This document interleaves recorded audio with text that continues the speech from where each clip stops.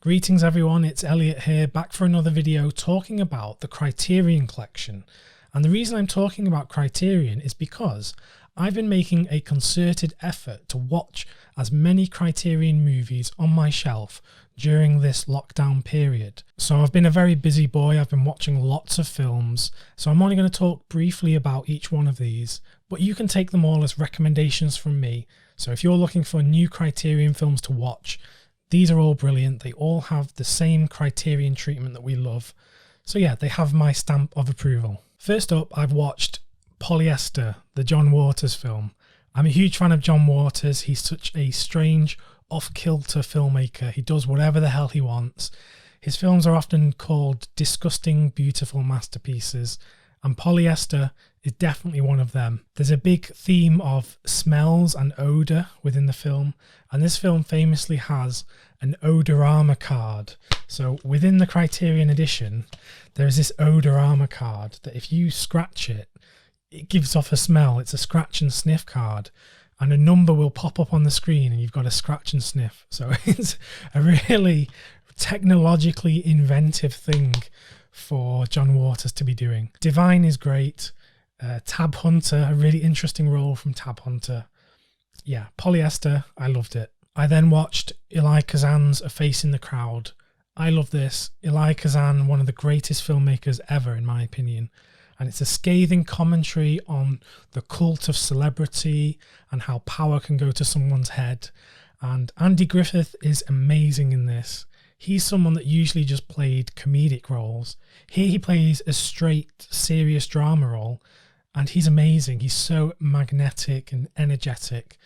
I love this film completely, so I totally recommend this if you're a fan of Kazan and you've not seen it. This next film is probably one of the best films out of this whole bunch. It's Close Up, Abbas Kiarostami's masterpiece that blends real life and fiction. It follows this strange court case of this man in Iran who pretends to be the famous filmmaker Mohsen McMalbath. It interestingly blends real life and fiction because the main court case is filmed live. Abbas Kiarostami talks with the perpetrator, Sabzian. It's an interesting dissection of what is real, and this guy that impersonates a filmmaker, is he actually a filmmaker now because he got this film made? It's just so interesting, so multi-layered. If you've not seen any Kiarostami film, this is a great introduction. I also watched Stagecoach by John Ford, and you know, what can be said other than this is one of the seminal cinematic westerns. There is of course the most famous shot from this film where the camera pushes in to John Wayne's introduction when he swings the gun around, and that shot is just incredible. I could watch that shot on loop. That shot is essentially the creation of John Wayne as this huge Western superstar. That's when many people became acquainted with John Wayne. So to see it in this film, and you know, that's not saying anything about the major action set piece at the end. This film's brilliant. If you've not seen Stagecoach, just go and see it. I watched Magnificent Obsession, the Douglas Sirk film starring Rock Hudson and Jane Wyman. This is the one that predates All That Heaven Allows, which All That Heaven Allows is probably Douglas Sirk's masterpiece, but this is by no means much of a lesser film. I still love this film. The performances are great. The melodrama is just ramped up to 11. Like seriously, the melodrama in this is crazy. The basic gist of the story is there's this rich millionaire who accidentally causes the death of this woman's husband. He then goes to apologize to this woman.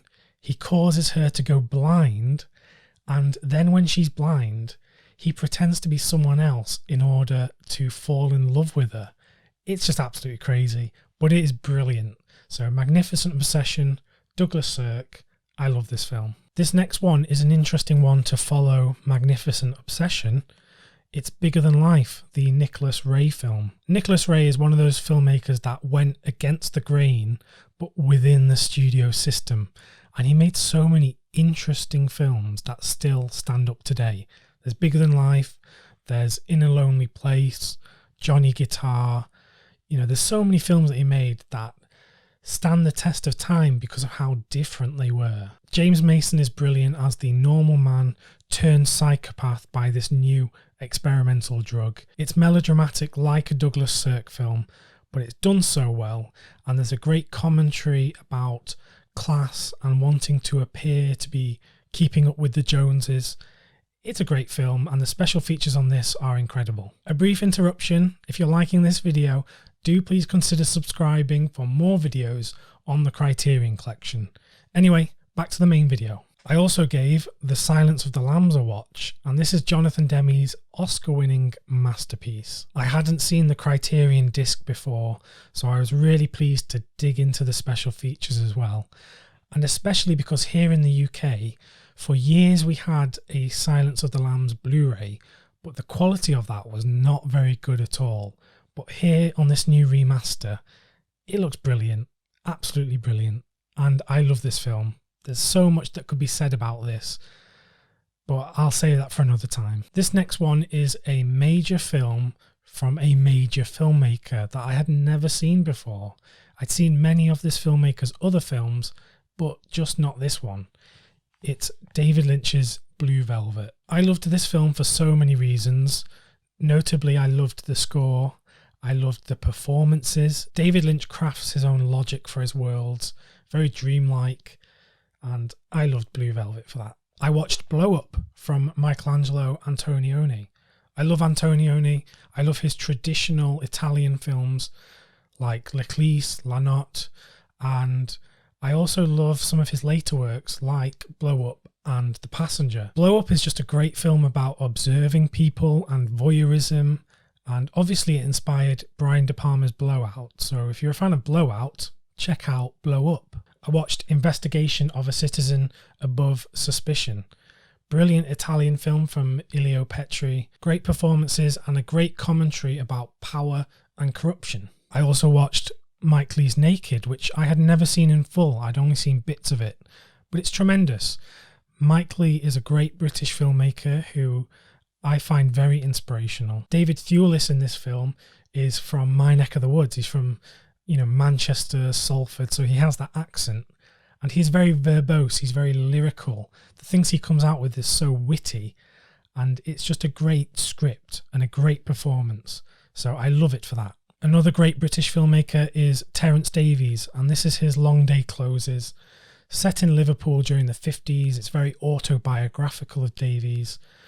Brilliant look at families and working class and Liverpool. It's just great film.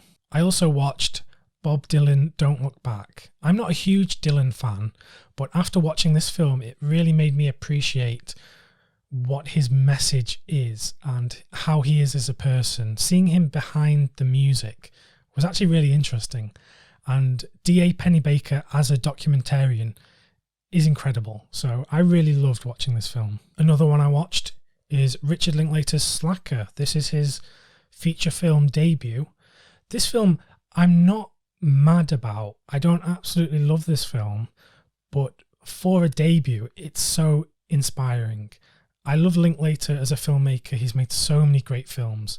So seeing where he began and then listening to the audio commentary of him going through what he was doing and why he made the choices he made, and also just hearing him talk about the film in such a loving way. Again, not a film I love, but one that I will revisit often. It was just last night that I watched My Brilliant Career, the film from Gillian Armstrong. It's a great historical period piece set in Australia about a girl coming of age and finding her way in life and ultimately choosing to be an artist over being in love. It's a very important film for female filmmakers, and it has an early performance from Sam Neill, so definitely worth checking out. Next up I've got Clute.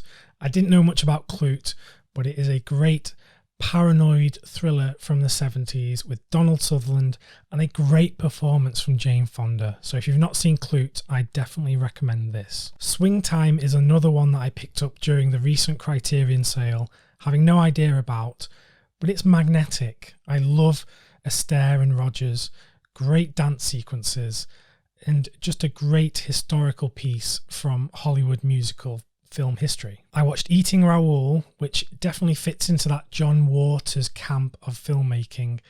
Very strange, very off-kilter, but I absolutely loved it. And then lastly, I watched Palm Beach Story from Preston Sturges. Gosh, I loved this. Claudette Colbert, Joel McCrea, two excellent actors, and a really interesting screwball comedy script with an ending that just comes out of nowhere but actually really makes a lot of sense. So I loved watching this one. There you go. That's just a glimpse into what I've been watching during lockdown. I love the Criterion Collection and I loved delving into all of these releases. If you liked this video, please do consider subscribing to the channel. I'll be making lots of videos about the Criterion Collection very soon, so I look forward to seeing you around. Thanks very much for watching. I'll see you very soon for more videos about the Criterion Collection. But if you want to stick around on the channel and watch more, just click the video that's appearing here, and yeah, I'll see you very soon.